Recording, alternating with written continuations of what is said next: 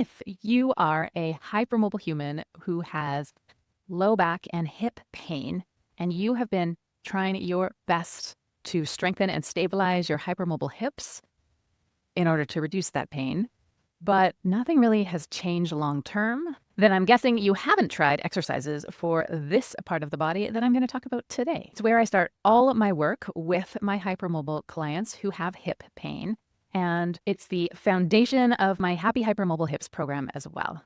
Welcome to Pilates for Hypermobility. I'm Nicole, the instructor at Sheldrake Pilates and Movement. I work with hypermobile humans to help them move better, feel better, and reduce pain in their hypermobile bodies. What I see many hypermobile people often getting wrong when they're working with pain in their, say, lower back is that they assume that where the pain is where the problem begins. So, for example, someone says, I get lower back pain when I walk, so I must have problems with my lower back or my hips. We then become laser focused on trying to find a solution for that particular area because the pain draws our attention to that area.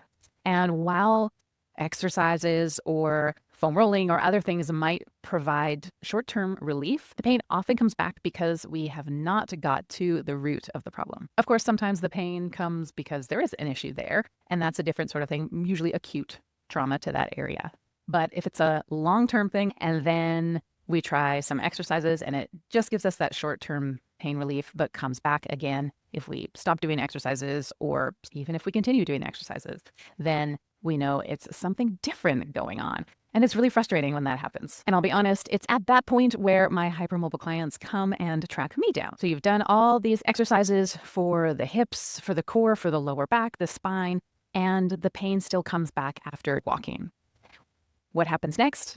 In Pilates for Hypermobility, we work with brain-based movement. With brain-based movement, we consider where is the brain or where are the hips and the back getting their movement information from. With our walking example, so when we are walking, the hips and the back get their movement information, which means how the joint moves, how the muscles move. Those movements are responding to information that is sent from the feet. And what is happening at the feet affects what is happening at your hips. You could say they get their marching orders from the feet. As we see in this little picture, all those little bones, joints, muscles, and connective tissues in the feet are what respond to what we are stepping on as we walk. So if we're walking and there's a stone on the ground, and when, for example, you step on a stone, whether it's bare feet or on a rock, right, and the stone affects and changes your feet, the muscles and joints change in your feet, which change what happens in your ankle, which changes the pull of the muscles and the joints and the tissues up the knee, up the leg, all the way up to the hip and the back. So what we want is all the tissues and joints in our feet to be able to move to their full capacity so that our back and hips don't have to do